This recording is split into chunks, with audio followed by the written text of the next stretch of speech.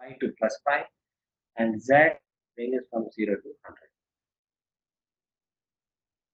100. Am I audible? Is it okay? Now you are audible, sir. Thank you. Speak little louder. Okay. Thank you. Okay, okay. I'll try to adjust my speed. Nature-inspired meta-heuristic. Here, in the previous section, we have given some optimization problems. And however, these optimization problems can be addressed using several conventional traditional classic techniques as well as some advanced stochastic algorithms and meta-heuristic and heuristic based. However, most of the conventional, let us first start with the conventional and traditional techniques. Most of these conventional and classic algorithms are deterministic in nature. For example, you can see in linear programming the simplex method that we use. Similarly, the gradient-based algorithms are also available, which use the gradient information. For example, the Newton-Raphson method. And similarly, if you want to avoid the derivatives and complexity involved in mathematics with this gradient information, you can go with a non-gradient method or gradient-free methods, where they won't use any derivatives and rely only on the function values. For example, this HR, this never meet methods, etc. And here comes our stochastic algorithms, which are heuristic and meta-heuristic. Heuristic adopts trial and error method, while meta-heuristic is a little higher level of heuristic approach. These meta-heuristic, they use both diversification and intensification. As you can see, diversification generates diverse solutions considered as exploration of such space on a global scale. It has a broad hop and provides you a global scale all the solutions. But coming contrarily, the intensification is exploitation. Diversification is exploration, while the intensification is exploitation, which involves using the available best solution. Current best solution is made use of it. Then, basing on this knowledge, it focuses on the such the local region. Because even the next best solution might be lying very close to the local regime of the local region, or local position value. So in such cases, you need to go for a global search or a global scale of search, because the solution lies in the very close proximity of the current position.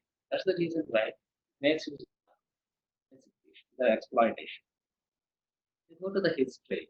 Starts with 1962, where Professor Holland initially proposed GA. However, in a publication form, it came into the picture only in 1975, followed by simulated annealing by Patrick in 1983, research in 1986, but published in 1992, followed by the most popular ant-colony algorithm, Marco Dorigo, in 1992. Genetic programming finally got published in 1992, again by Mozart. Evolution, Kennedy and Aberhart, 1995. Differential evolution, Harmony Search, 1996 and 2001. In 2004, 2005, we have algorithm and artificial decolony algorithm, the Carboga, and comes the array of Xingxiang, Sayed Nizami, Rao et al., Sakti, and all these people who have started proposing great number of algorithms since 2008. We started with a Firefly algorithm, which of course it is time consuming, but still it is giving the best solutions for many engineering, followed by Cuckoo search algorithm. So there is one more Cuckoo search algorithm, however, it is different from this. That is Cuckoo search optimization algorithm, Xiang et al. And now we have many till date and many more yet to come again. However, to list out here, RAW 1, RAW 2, RAW 3, and SGOA, they all belong to Indian and pollination algorithm, even strawberry algorithm, wave Sandland, which are proposed by and Syed Mirza are some, just to take an example. So as we go, we try to classify these algorithms, these optimization techniques. Can be either traditional optimizer, heuristic optimizer. Sir, your voice is little low. Your voice is little low. Please raise your voice. Huh? Thank you.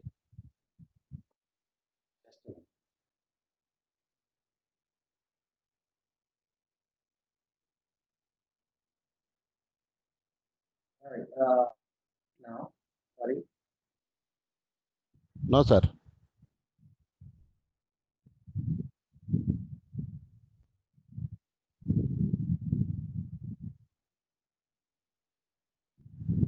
Classification of optimization techniques. We have earlier given a list of optimization techniques classified into two, traditional and heuristic. However, they have given the list again. Quasi-Newton,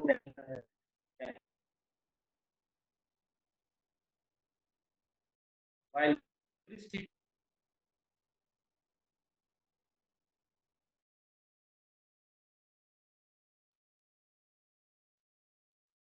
optimizer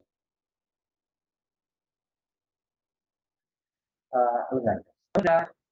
This is not wide acceptable method of classifying these optimization techniques because you can't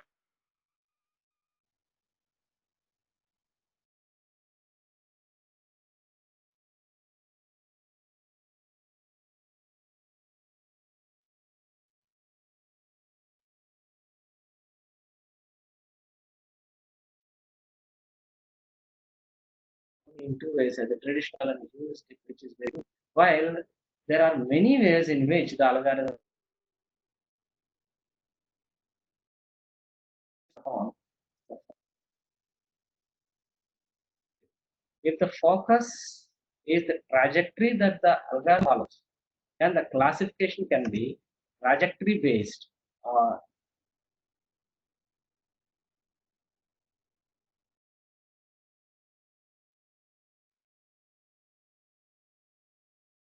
The focus, the emphasis is on the interaction of multiple agents, then the classification can be attraction based or non-attraction based. For example, you can under attraction based, you can list out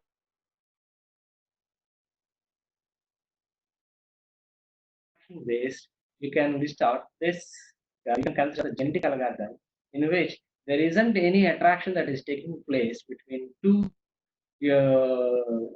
offsprings, two individuals. Similarly, if the emphasis is on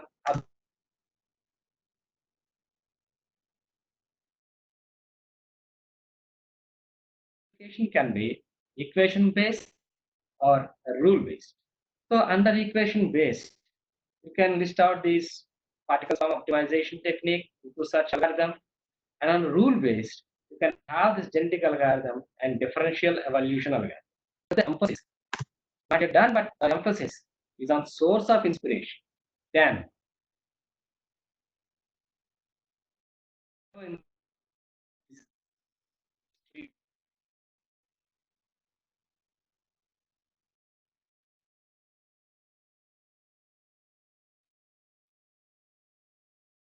four different classifications that can be under the focus of source of inspiration. So these farm intelligence, and now we are looking in, well, we have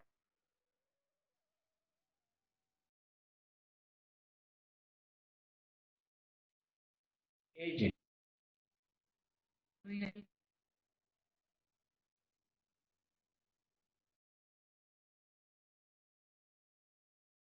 Is intelligent. However, the whole system of multi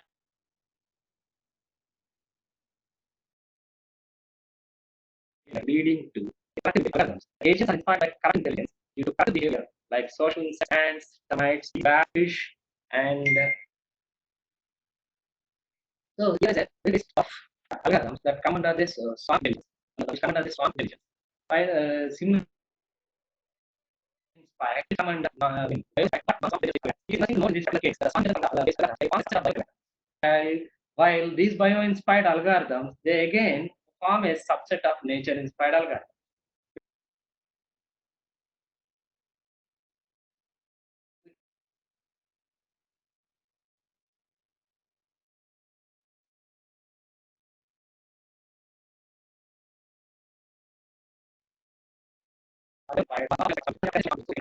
swarm intelligence algorithms. They typically mimic the reproduction phenomena uh, and how offspring is developed and generated. These bio-inspired techniques rely on the process of evolution and certain rules. For example, GA, uh, GA, to some extent, differential evolution, and completely the flower pollination algorithm, biogeography, shuffle frog leaf, invasive weed, termite bee colony, optimum bees, fish school.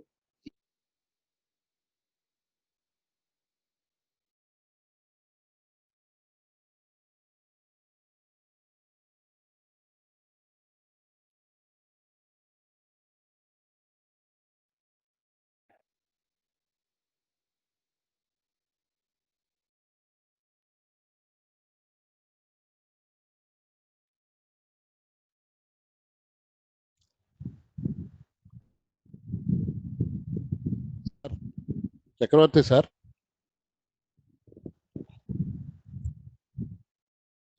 Chakravarti sir. Really, Hello. Hello. Chakravarti sir. based. Sir, Sir, sorry to disturb you. Your voice is low and breaking. Okay. again, your voice is actually very clear to me. Sorry for the disturbance. Just give me a second. Uh,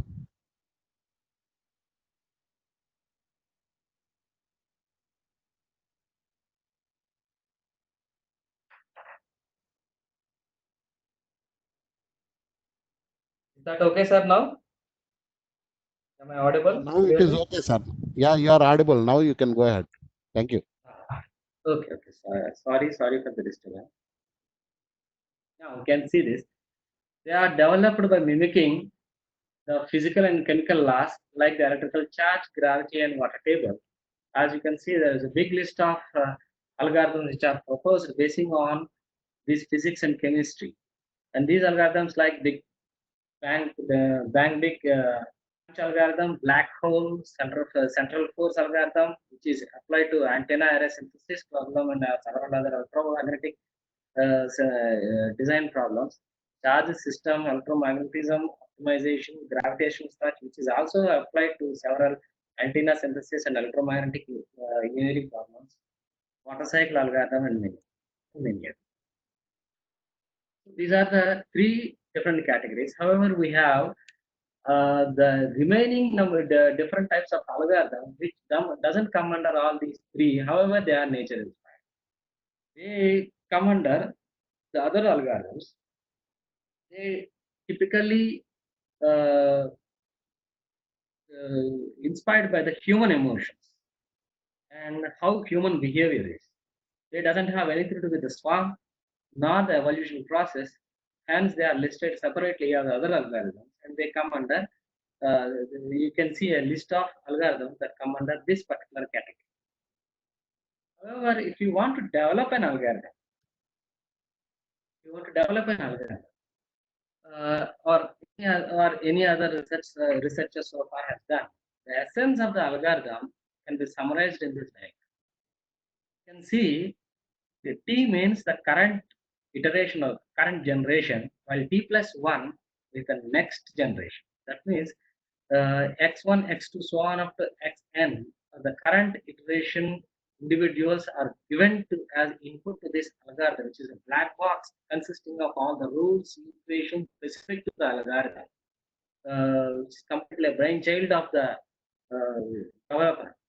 And from other side, it takes the inputs of the current position or the individual status of current iteration. From the other side, it also takes algorithm specific parameters or algorithm dependent parameters. And from the other side, it also takes the random variables, and all these two are applied onto the individuals, and individuals are updated and provided you as an output for T plus 1 iteration, the next generation iteration. So in this case, You can you can take the example of a simple particle swarm optimization algorithm in which the algorithm dependent parameter means the C1, C2, or the inertial weight, W, and many other things, while set of random variables involved in generating the random variable that is used to update the current best, the difference between the current best and the individual, uh, which is mathematically formulated in the expression for particle sum optimization. This is just an example. However, so what makes a good algorithm and a bad algorithm? It's all depending on the mixing and diversity. So we have several algorithms which come under bad algorithms. However, we need not comment on it. But what lacks in it is the mixing and diversity. Mixing and diversity are responsible for global search and local search. When an algorithm can't really capitalize these two or balance these two or cannot adapt these two both, then it is not possible that the algorithm it is not guaranteed that the algorithm is going to give you a reliable solution. So that is the reason why we have to consider one important significant thing, that the good algorithm definitely takes care of both. Yes. However, to understand the simple terminology, I have just given a small analogy over here, just to have an understanding. In order to have a brief idea on terms like local optima, global optima, and advantage of population-based searching, just we consider a simple scenario in which we are out trekking to trace the hidden treasure, which is in a box full of gold kept somewhere in the valleys of these high hills. Let us suppose that the treasure is looted by goons and on their efforts to hide it. Secretly, a very small portion of it, maybe few gold coins, have fallen somewhere in the path. So gold coins are these. As we don't know what exactly the volume of the treasure is, when we come across this small amount of gold, we may have to take a decision to move forward, either to move forward ignoring this or assume this as the beginning. In such a scenario, the analogy is that these gold coins are local optimal points, while the box of gold is a global optimal. These local optima always distract or rather make you inertial. The idea is to just avoid it. The classical techniques would always bring you through the same path where you keep on encountering this local optimal solution. As there is no better solution nearby, one may feel like it is the best, while the best solution is hidden somewhere, which is far away from this local. While the evolutionary computing tools aren't so. When you go back, when you go back and start, it would exploit existing solution, however, trace out another path by which the effect of these local solutions is less, which means you are not stagnated by the local solution anymore. Similarly, now I hope I can I've given a small briefing on this local optima and global optima. Further, to try to understand what is this population, what is the advantage of population-based uh, search. For example, if you are also aided with three of your friends, now four people in four different dimensions, you will be in a position to reach out to the global, and at least one of the friend or one of your gang would be in a position, might be in a position to escape these local optimas, leading his path towards the global.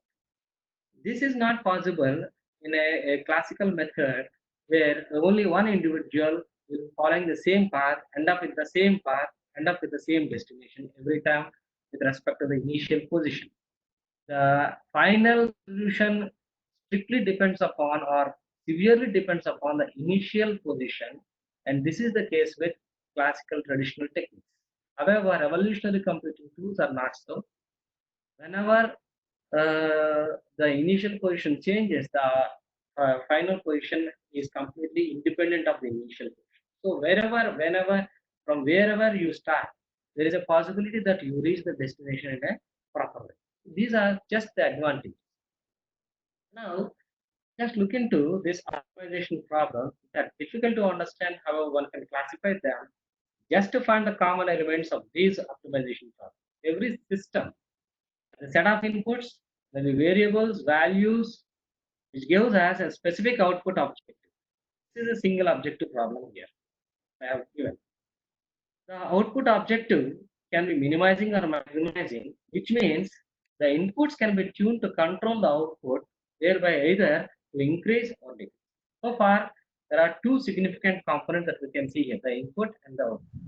However, there is one more important component known as the constraint, which impacts the output and limits the output. As a result, one may consider these constraints as secondary inputs. The effect of the impact of inputs can be that these constraints output, they make the output more viable and visible solution. For example, if you take the problem of minimizing a simple x plus y, obviously immediately you would assign minus infinity to x or y or both, such that the final value would be minus infinity. However, in practice, the any physical system doesn't cannot have minus infinity as a parameter, as a dimension. As a result, it is practically not viable. To make it viable, these constraints are necessary. Without these, it's not possible to format the optimization problem. And optimization is simply a math model or a computer program necessary to find the optimal values for the variables of given problem.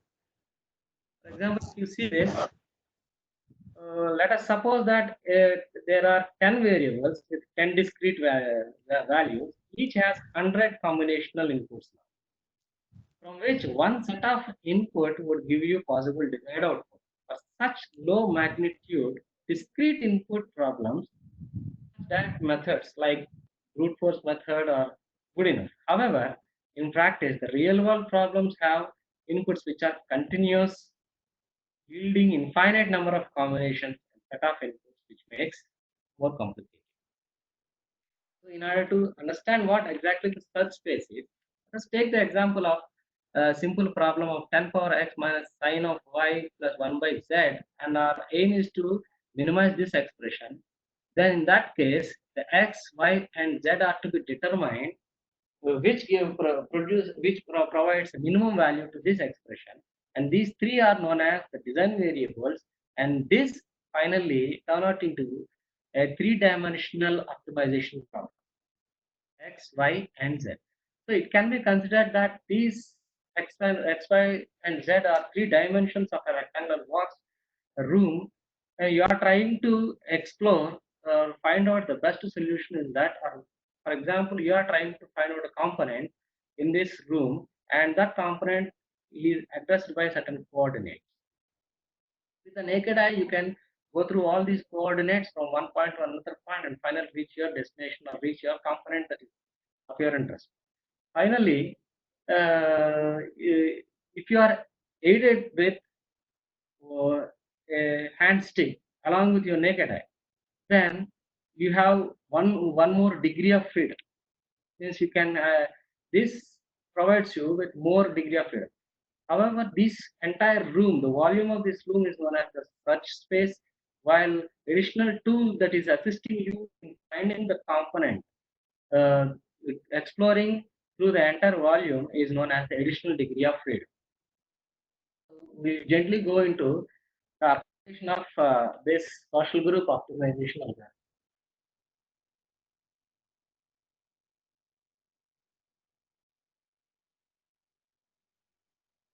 The social group optimization algorithm is proposed by Sapti et al. It involves in knowledge transfer from the teacher to the disciples at one stage in one phase known as improvement phase, and in another phase, the students themselves form a collective and start sharing the knowledge, and they improve their knowledge phase, knowledge quotient. And here, every individual is a set of is a vector, while the population is a vector of these individuals. And so far, in this particular case, the dimension is n, capital N is known as the size of the population. The improvement phase, every algorithm has got a mathematical formulation that helps in updating the individuals. So similarly, in this particular algorithm, we have two different phases: the improvement phase and the acquisition phase. So in the improvement phase, this is the algorithm that we follow because it is the students who are acquiring knowledge from the teacher. However, there is the teacher is said to be the most knowledgeable, and this is how an individual is updating his own knowledge in this. While in the knowledge acquisition phase, there are two possibilities. You randomly pick one of your friend. The friend may be no more knowledgeable than you are. You may be more knowledgeable than your friend. So there are two possible cases. In two possible cases, you have to pick up one apt one, and you have to update the individual position using these two, one of these. So this SGOA, the research emphasis in electromagnetics, is to apply to antenna array design and translate this antenna array design into a nonlinear problem and apply this algorithm for the synthesis of desired patterns. So far, this algorithm is applied to several, has addressed several antenna array synthesis problems like side lobe level optimization, beamwidth optimization, null fault detection and compensation, and some combination of the above. We have taken a simple, these are some excerpts taken from one of the publications that we have done recently in 1920. Initially, we have considered a linear array, and the array factor here is responsible for the radiation pattern. In the radiation pattern, you can see on the x-axis we have the azimuthal or elevation angle, while on the y-axis we have the corresponding array factor.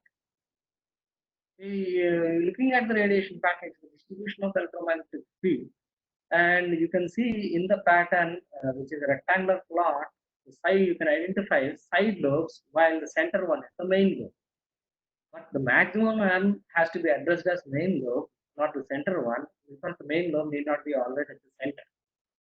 And the nulls are the dips with very low array factor or the E field value. Beam width being one more important parameter, which is the distance, angular distance between the two first nulls. These two nulls around on the main lobe are known as first null, and the angular distance between these two is known as the beam width.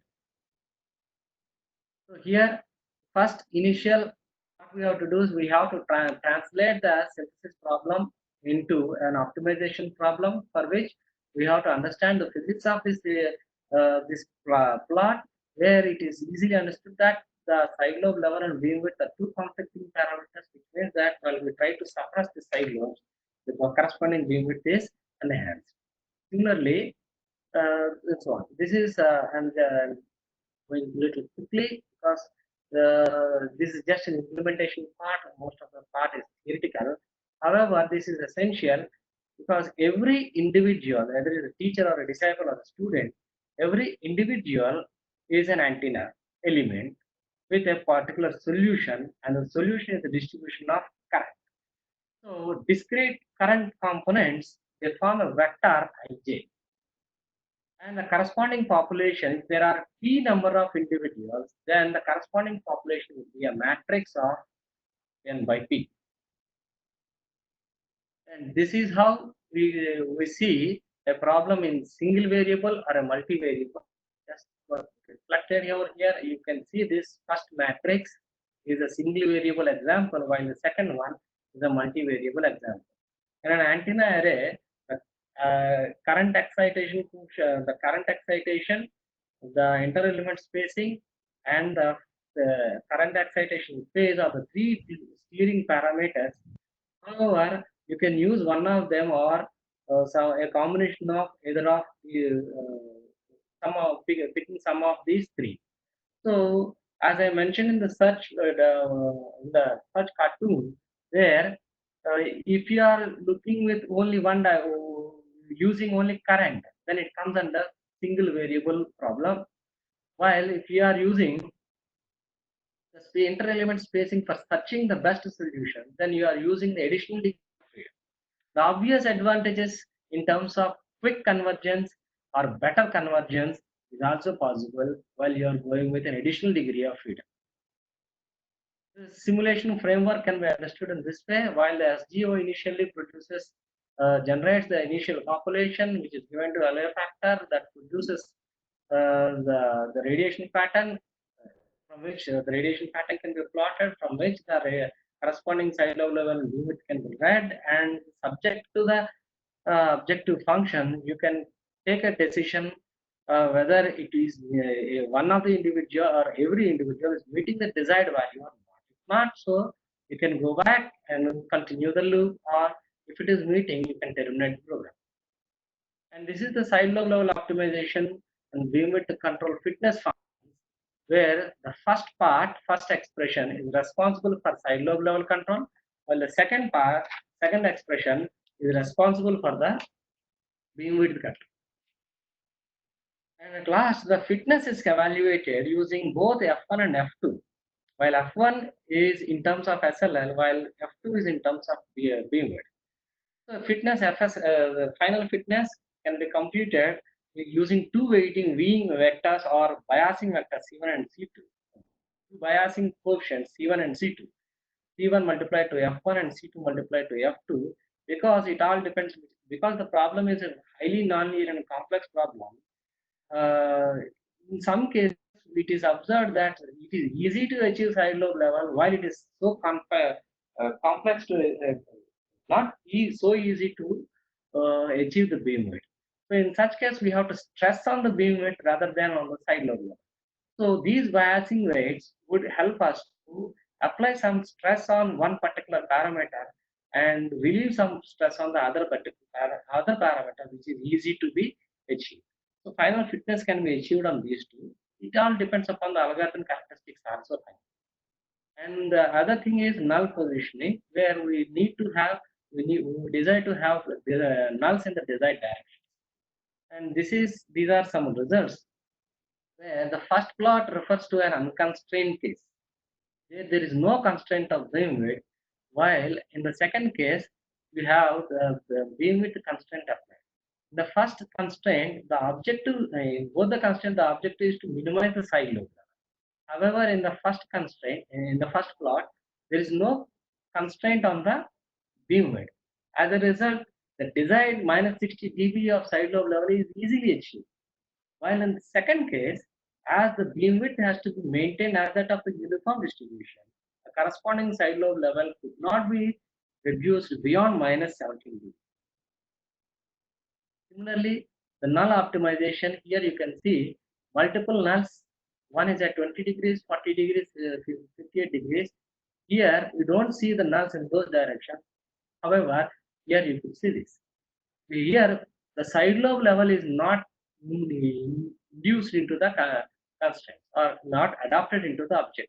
While in the second case it is not, so the side lobe level is also adapted into the objective. However, in either cases, it could successfully provide you the restore the nulls 20, 48, 58 degrees by 25 minutes. Similarly, the wide null optimization, where we need a 5-degree null, and even this is also applicable. So looking at these figures, one can understand why one can realize that the algorithm is robust. These evolutionary, I'm not talking just about the ZOA, but also I'm talking about any evolutionary computing tools. You can have desired radiation pattern in any desired form with any set of parameters. Now we will go to, I would like to present some other results pertaining to circular arrays, where in the first case we have taken 60 element circular array distributed on the circumference of the circle, and the corresponding side lobe level is as low as 26.9, as low as minus 18.87, while the corresponding beam width is preserved to be a uniform conventional pattern.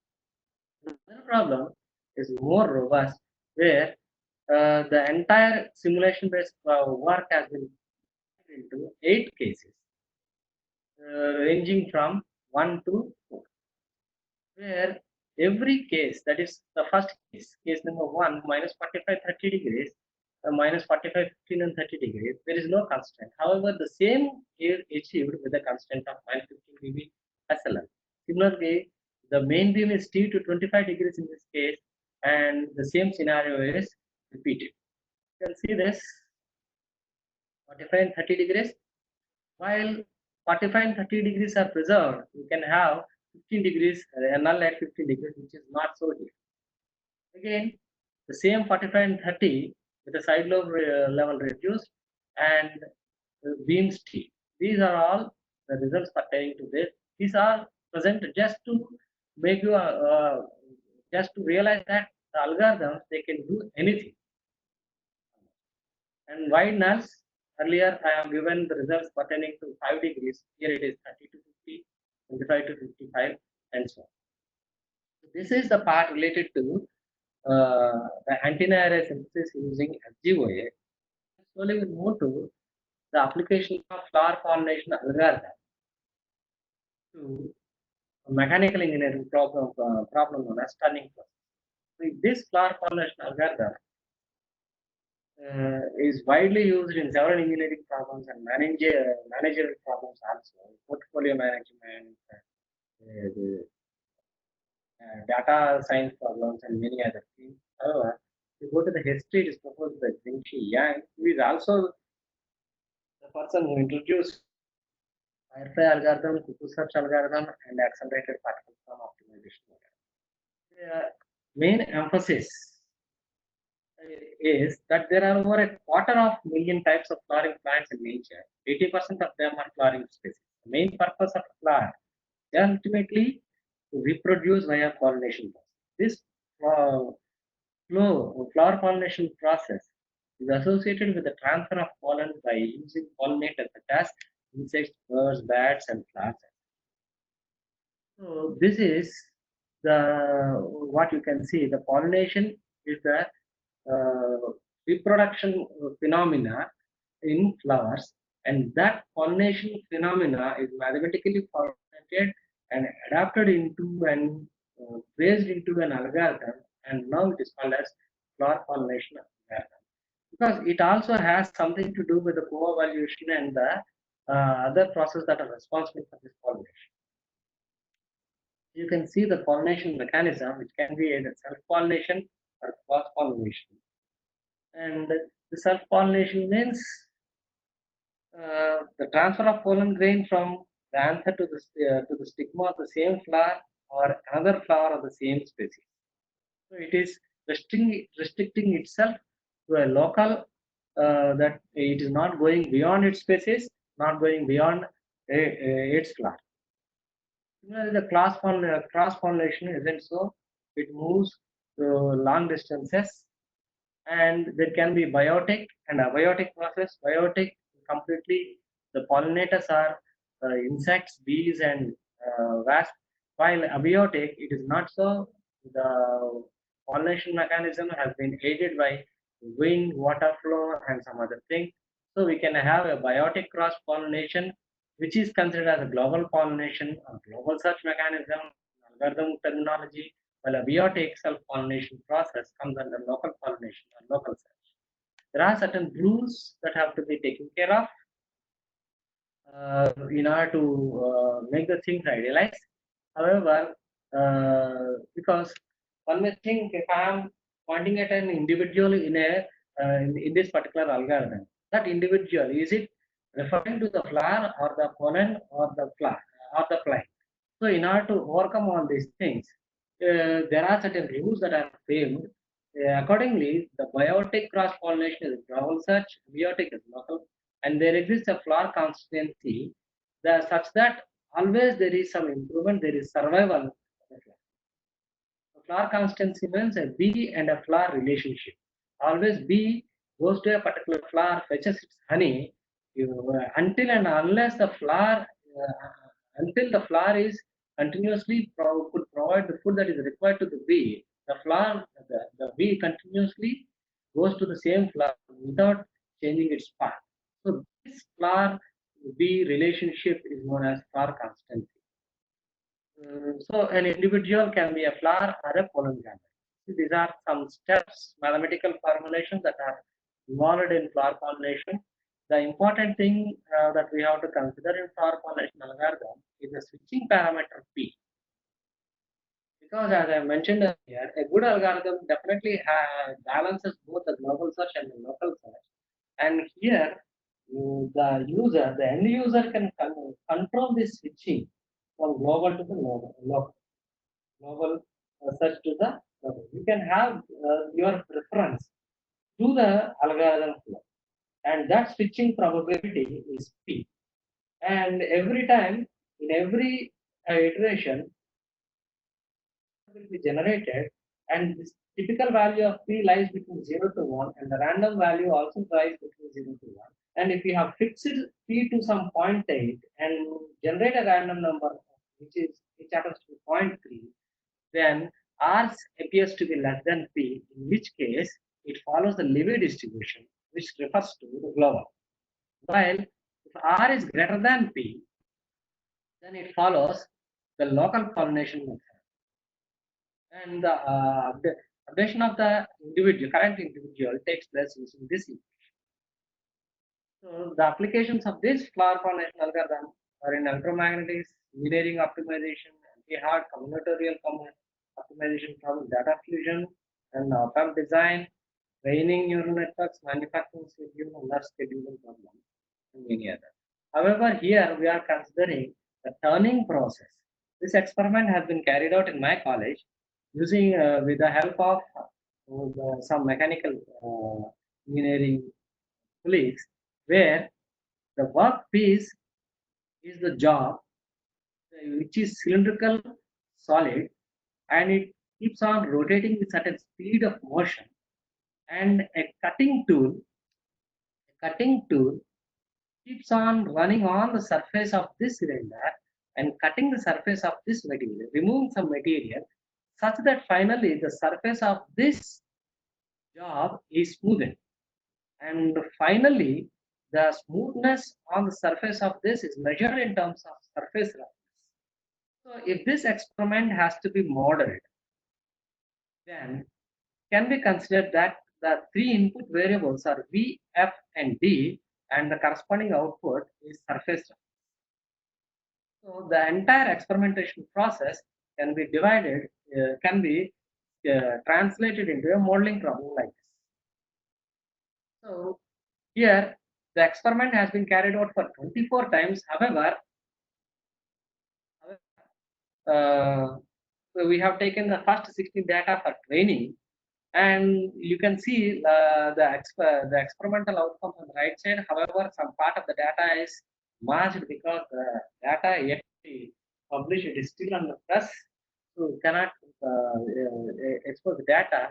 For this reason, however, you have to believe me that the data is always there. I can show you the Excel file later on. And if you look at the left side matrix, the E1 to ET means the T number of experiments or observations, while every row pointing towards the E1, there are corresponding input parameters, the velocity or the speed, and depth of cut. As you can see, speed, depth of cut are the three input variables. And the corresponding measured SR1 refers to the corresponding observation E1 for an set of inputs V1, F1, and T. Similarly, SRT is the surface roughness measured for a corresponding set of inputs VT, FT, GT of the corresponding observation indexed as EP. The model that we propose is a function of VF and D, that maps all the values of this matrix to the corresponding the vector of SR1 to SR. Matrix consisting of V1, F1, D1 to so on, VT, FT, GT. This matrix, all these values have to be modeled, mapping in a mathematical form that yields SR, the corresponding SR. However, the SR1 to SRT are measured. Now what we have to do is we have to develop a mathematical mapping between these two in a mathematical expression form. Upon substituting of these three values would yield the almost a close estimate of this SR. For that, the model that we have adapted is first order V, F, and D multiply the corresponding coefficients A, B, and C. The second extension b square f square d square I have taken, while d and e and f three quotients, and similarly g, h, and I, and finally j and k. Now the problem statement is to determine the vector a to k that gives the perfect prediction for a set of v, f, and d, perfect prediction of surface roughness for a set of or for a given values of a. The problem statement here is to determine a, b, c, d, e, f, g, h, I, j, k, the coefficients that can predict the surface roughness as closely as possible for a given values of v, f, and d. For this, the implementation involves in generating the initializing the population, and every individual in the population is a set of is a vector of these coefficients, and final the final population is populated in the form of a matrix like this, and their corresponding fitness is evaluated, and it's also a fitness factor. And the first one is the matrix that we have in our hand, while the bottom we can see these are the observations, while the estimates are SR1 with every individual, the rth individual. XR is the individual, and the corresponding XR yields this vector, and the difference, element-wise difference, is delta 1R to delta TR. The corresponding fitness for this individual is evaluated using this expression, and so like that there are n individuals, so we have n fitness functions, and the best fitness, the best individual is the individual with less fitness. So this is a simple demonstration of the same thing. However, this is the data.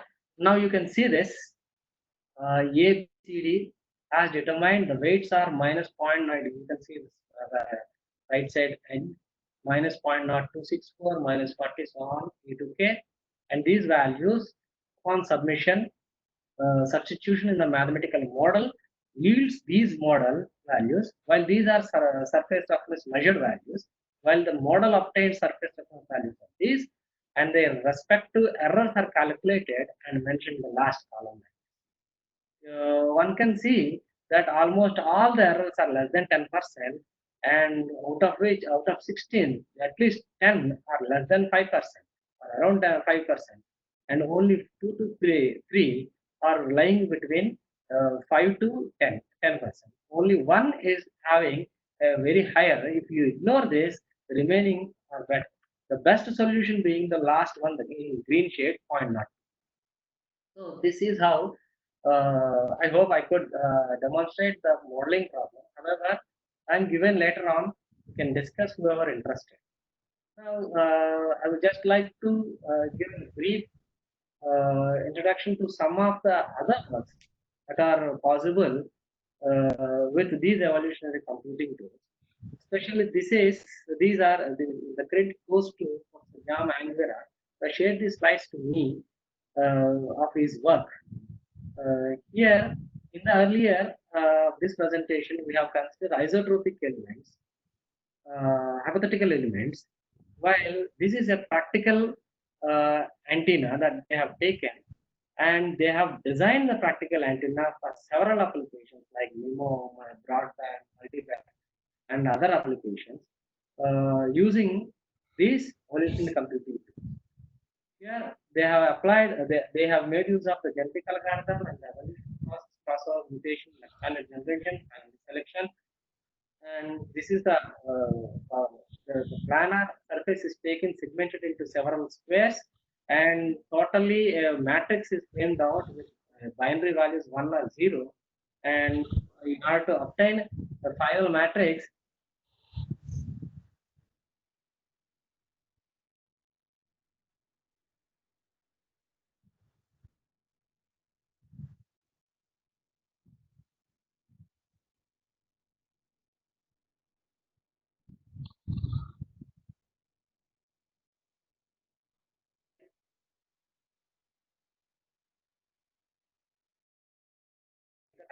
similarly, we have some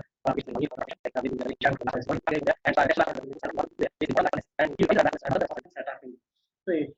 Similarly, a nonlinear function is taken and its model has been generated. Similarly, the channel equalization problem and other applications like image denoising, secure robot watermarking, IoT security, wireless sensor networks, DG placements, and electrical engineering, data archiving, data modeling, natural language processing, pattern recognition, many others. The list is big, and out of which to give you only few. These are my some applications which are relevant, referring to these evolution of computer tools. These are some other. Hope I could cover topic to the level best in the given time. And thank you once again. Thank you, Sudhir sir. Thank you, Jilata madam. Yeah, If there are any thank questions, you. just push me. Yeah. There are few questions, Chakravarti sir. Before closing, will the first question is social group optimization is same as TLBO? If not, kindly enlighten on distinction between SDOA and TLBO. Yes, yes. See, the GOA, TLBO, the first proposed algorithm is TLBO. Definitely, it has its own supremacy. While the same analogy has been established in GOA also. But interestingly, SGOA started performing more better. The biological formulation adapted in SGOA is different from the TLB. Otherwise, it would have been claimed by now that SGOA and TLB are same. But interestingly, the biological formulation adapted in SGOA seems to be working more better than TLB. But the analogy is same. Expression Okay. and the implementation, everything is. Okay. There is one more question, sir. How to check the consistency of the results obtained through these algorithms, because the result obtained is not same in the different runs of the algorithms. That's what. If it is same in different runs, then obviously you are prone to local search, local optimal value. So it is good that you are not getting the same result every time, and it all depends upon your final goal. You have to calculate you have to formulate your objective function fitness value evaluation, and convergence is the best way to uh, understand whether you have really reached your destination or not. And next question is how to select which is the best suited algorithm for a given optimization problem. That refers to you have to refer the no free lunch algorithm here in this case, because till this algorithm was proposed, everybody used to understand feel like that particular algorithm it seems to be working very good on a particular problem. However, this algorithm says that no algorithm is good to all universal problems. So you cannot conclude that a particular algorithm can solve universal problem. It's specific to some particular. If it is working, you have to search through the literature. If a particular algorithm appears to be working for your kind of problem, then stick to your use that algorithm. Can I add something to your answer, sir? Sure, sir, definitely. For this question, what you have said, no free lunch is good. In general, all engineering problems we have to correlate with the benchmark functions. So benchmark functions, if your problem is close to one particular benchmark function, and you have to search the literature which benchmark function is best evaluated by which algorithm. Accordingly, we can choose a suitable algorithm for your problem. I think this is Yes, an that is extension to your exactly answer. because Yeah. yes, that is because we always start while we're working on antenna array synthesis problem. We always used to tune our algorithm to raster engine function and uh, go further. That means raster engine function appears to be very much close to the error factor that we have because it accepts as many variables as required. Yeah. The next question is, if traditional methods like QNM is able to converge faster than random search, can we say traditional method is better than random search method? QNM, I think quadrature Newton method, I think. Yes, of course, if the results are good, definitely you can say that. But one thing, there is no specific mathematical uh, procedure that describes the evolutionary computing algorithm. So you cannot ever, though after 100 runs or 1000 runs, it is impossible to say that the efficiency is contained and can't go beyond that. So it may not be a concluding point to mention that it is possible to conclude or give a statement on a particular algorithm. Yeah. The next question is, can we use any programming languages for this algorithm implementation, or specific programming language is needed? There is no specific programming language. However, if you see, most of the codes are written either in Python or MATLAB. Python is the best tool where the code runs pretty much faster and gives you good results. While MATLAB is also another best tool, best language, of course, finally. Is another good tool which can be used for programming these algorithms. And moreover, if you want to really want to work on these algorithms, MATLAB has a toolbox of all these algorithms. Most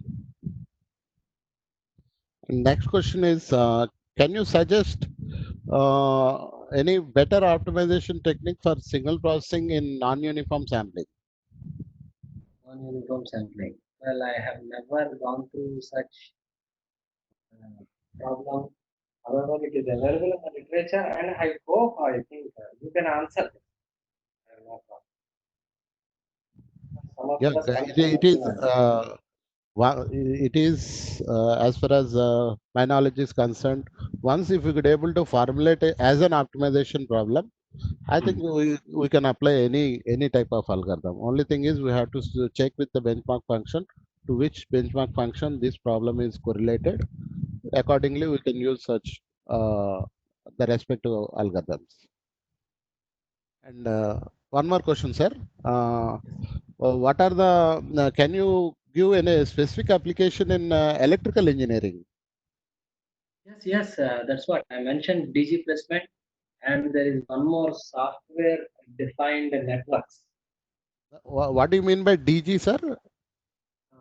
That's a distributed generation and the grid placement, Okay, okay. computing. All this comes under this. There are I have a good number of problems, but DG placement is the best one because it's a very small problem. As I got this information through my electrical engineering colleague. Because I'm not an electrical engineering guy, but one of my colleague who is interested, he has mentioned that this is interesting. This is very simple. So I hope that that is good. The next question, sir. How can you say that the solution is converged? Obviously, if you are working on the desired value, if you have an idea of the desired value and update value, you take the difference and modulate and you can actually take the fitness function and try to evaluate it. This is one way as we have done, and the fitness function that I have mentioned here also the same. However, there is no specific method by which I can say that. I am not Okay, suitable person to say that. okay. The next question is, how to handle problems like multi-objective.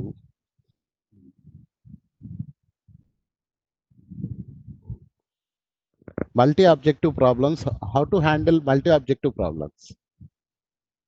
To handle, How to handle multi-objective problems? that's what I thought of actually mentioning this. All the problems that are addressed here are inherently multi-objective problems. However, they were translated to a single objective problem and dealt. So one way of dealing with multi-objective is this. In fact, it's the simplest way. However, it is not suggested by the elites to follow this procedure because the multi-objective has to be followed as you should follow up with the multi-objective as multi-objective.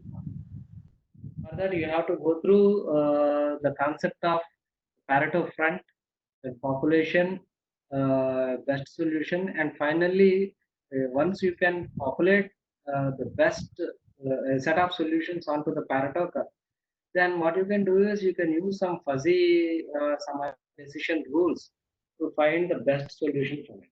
It all depends upon what the type of multi object you are using priori, posterior, or progressive.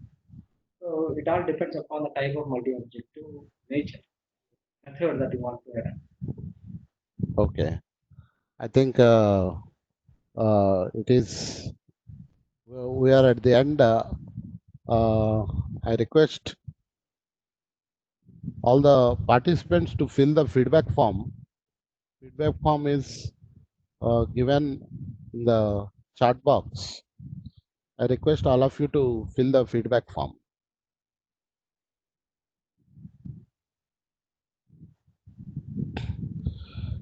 And Vijayalata, madam, are you there? Sir, Yeah. I think Sai Kumar sir will be doing a membership drive. Okay. Sai Okay. Kumar sir?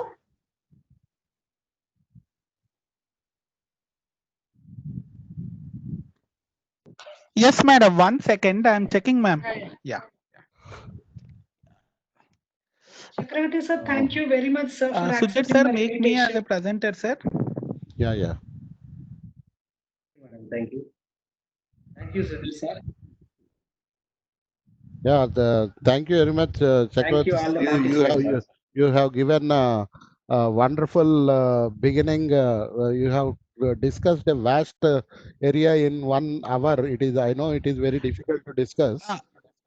So you have started your discussion on what is optimization, classification, then discussing about SGOA and flower pollination. Thank you very much, sir, for accepting our request and presenting a wonderful webinar. Thank you. Thank you. Chakravarti sir, few of the participants are requesting the slides. Can we share that? Madam, I will give you the Yeah. PPT. I will forward it to Sudhir sir or to you. You can share that. Yeah, sure, sir. Thank you very much, sir. Thank you. Thank you very much, madam. Yeah. Sai Kumar sir, can you repost the feedback from link over there?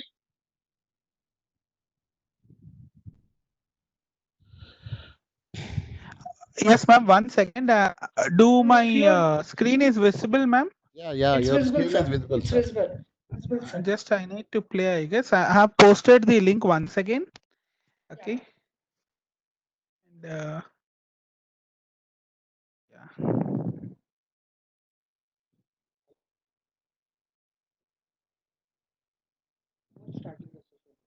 Is it running? Yes, ma'am. It's running, ma'am.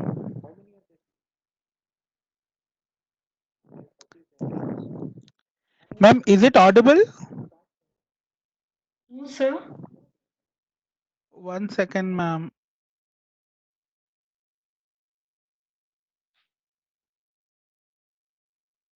The PPT is getting played, ma'am, but I hope the voice is not clear, I guess. No, here it is not moving, sir. PPT is not moving. First slide is stuck.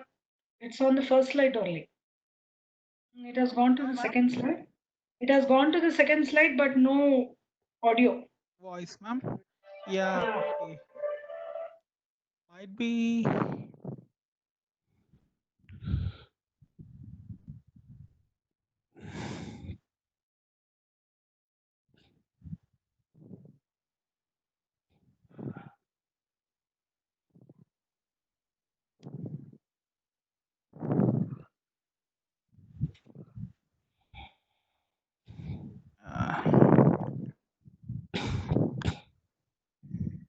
But the voice is not coming, ma'am. Just run the slide, sir. Okay, ma'am. Okay, ma'am. Let it run. Let it run. Yeah. Okay. Okay. Maybe you can tell, sir, Sai Kumar, sir. You can brief. Okay. Okay. Okay, ma'am. At this point of time, okay. Okay, we IEEE, we do have 10 regions. We belongs to region 10, Asia Pacific, and we do have IEEE national bodies, Hyderabad, Bangalore, Bombay section. These are all section. We belongs to IEEE Hyderabad section. Yeah, brief benefits are technical content, networking, career resources, and local activities. We can get it. A few of the uh, c- a few of the current day technologies. Let us say these are the few issues. IEEE Explorer, IEEE learning libraries, conferences, IEEE author centers, ebook classics, IEEE standard, and IEEE TV is most popular for the latest technologies. And one of the new feature that has been added to it is IEEE data port, where you can get the data sets of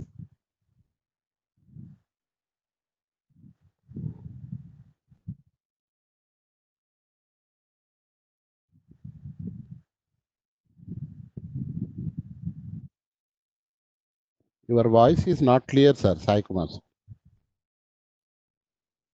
No voice.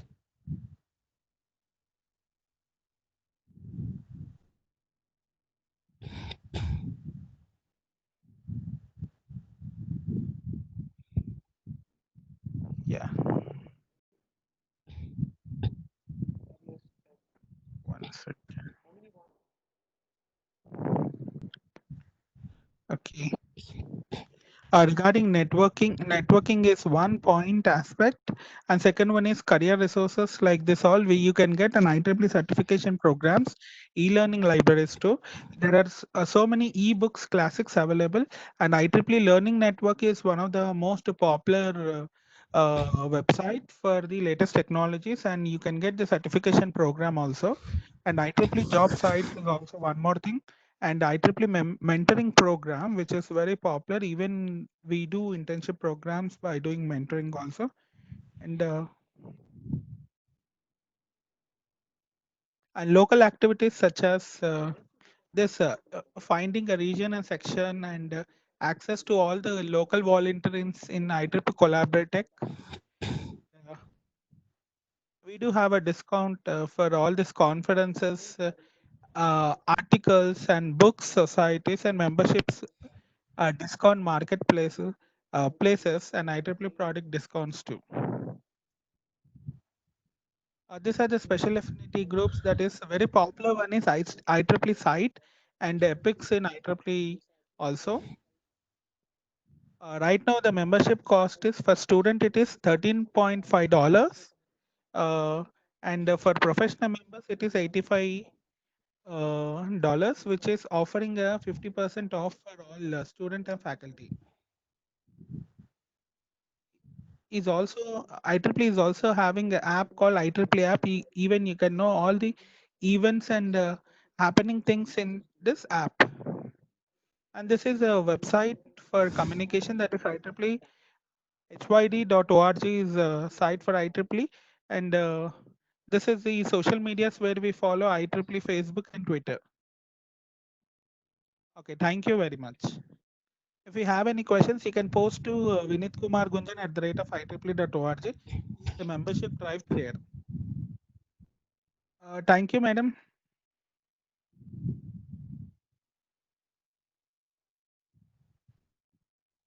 Okay, over to Vijayalata, ma'am.